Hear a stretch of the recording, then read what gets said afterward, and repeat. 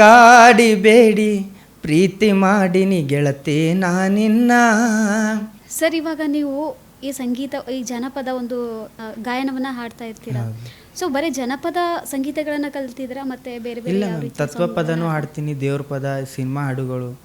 ಇವಾಗ ಒಂದು ಜೋಗುಳ ಪದ ಅಂತಿದ್ದಾರಲ್ಲ, ಜೋಗುಳ ಪದ, ಇವಾಗ ಹಳ್ಳಿಯಲ್ಲಿ ಜೋಗುಳ ಪದ ಆ ಥರ ಎಲ್ಲನೂ ಸಾಂಗ್ ಹಾಡ್ತೀವಿ ಮ್ಯಾಮ್. ಇವಾಗ ಒಂದು ತಾಯಿ ಮೇಲೆ ಹಾಡಿದರೆ ಇನ್ನೊಂದು, ಇವಾಗ ನಮ್ಮ ಮಾರುತಿ ಕಾಸರ್ ಅವ್ರು ನಮ್ಮ ಗುರುಗಳು. ಅಂದರೆ ನಾನು ನಮ್ಮ ತಂದೆ, ನಮ್ಮ ತಾಯಿದ ಅಣ್ಣ ಒಬ್ಬರು ನಮ್ಮ ಗುರುಗಳ ಹತ್ರ ಬಿಟ್ಟು ಬಂದರು. ಏನಂತ, ಈ ಮಗನಿಗೆ ಏನಾದರೂ ಮಾಡಬೇಕು ನೀನು, ಈ ಮಗನಿಗೆ ಅಪ್ಪ ಏನೂ ಮಾಡಿಲ್ಲ. ನಮ್ಮ ಅಪ್ಪನ ಸ್ಥಾನೇ ನಮ್ಮ ಮಾಮ ತೊಗೊಂಡಿದ್ರು. ಇವಾಗ ನಮ್ಮ ಮಾಮ ಏನು ಮಾಡಿದ್ರು, ಅವ್ರ ಹತ್ರ ಬಿಟ್ಟುವಾಗ ಅವರೊಂದು ಸಾಂಗ್ ಹಾಡಿಸಿದ್ರು. ಒಂದು ಸಾಂಗ್ ಹಾಡು ಅಂತಂದಿದ್ರು. ಯಾವ ಸಾಂಗ್ ಅಂದರೆ, ದುಡ್ಡು ಕೊಟ್ಟರೆ ಬೇಕಾದು ಸಿಗತೈತಿ ಜಗದಲ್ಲಿ ಕಾಣೋ, ಹಡೆದ ತಾಯಿಯನ್ನು ಕಳಕೊಂಡ ಮ್ಯಾಲ ಮತ್ತೆ ಸಿಗುವಳೇನು, ಅವ್ವ ಮರಳಿ ಬರುವಳೇನು.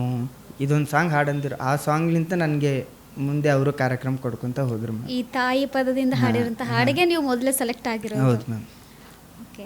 ಸುಮಾರು ಎಷ್ಟು ಹಾಡುಗಳನ್ನು ಹಾಡಿದ್ದೀರಾ ಸರ್ ನೀವು ಇವಾಗ ಜನಪದ ಸಂಗೀತ? ಸುಮಾರು ಒಂದು 15 ಸಾಂಗ್ ಹಾಡಿದ್ದೀವಿ ಮ್ಯಾಮ್. ಇನ್ನೂ ಒಂದು 30 ಸಾಂಗ್ ಬಾಕಿ ಇದೆ ಮ್ಯಾಮ್. ಓಕೆ.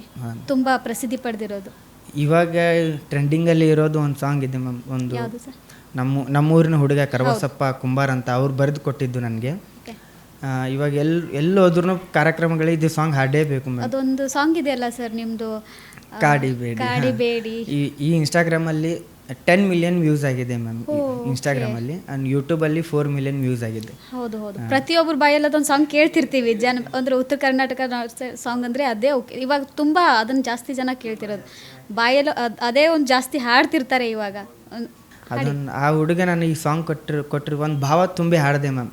ಈ ಸಾಂಗ್ನ ಒಂದು ಮಟ್ಟಕ್ಕೆ ಹೋಗ್ಬೇಕಂತ ಹೇಳಿ ಏನು ಮಾಡಿದೆ, ಕಾರಲ್ಲಿ ಸುಮ್ಮನೆ ಒಂದು ಶೋಗೆ ಹೋಗುವಾಗ ಕಾರಲ್ಲಿ ಹಾಡ್ಕೊತ ಹಾಡಿದೆ ಮ್ಯಾಮ್. ಅದು ನೆಕ್ಸ್ಟ್ ಡೇ 24 ಅವರ್ಸಲ್ಲಿ ನೋಡಿದ್ರೆ 5 ಮಿಲಿಯನ್ ವ್ಯೂಸ್ ಆಗಿತ್ತು ಮ್ಯಾಮ್. ಅದು ಕಾಡಿಬೇಡಿ ಪ್ರೀತಿ ಮಾಡಿನಿ ಗೆಳತಿ ನಾನಿನ್ನ, ಕಾಡಿಬೇಡಿ ಪ್ರೀತಿ ಮಾಡಿನಿ ಗೆಳತಿ ನಾನಿನ್ನ, ಮರೆದುಲ ಗೆಳತಿ ಸಾಯುತನ ನೀ ನನ್ನ ಜೀವನ, ನಾನಿನ ಸ್ವಾದರ ಮಾವನ, ನನ್ನ ಮುದ್ದಿನ ಸೊಸೆ ನೀನ, ನಾನಿನ ಸ್ವಾದರ ಮಾವನ, ನನ್ನ ಮುದ್ದಿನ ಸೊಸೆ ನೀನ.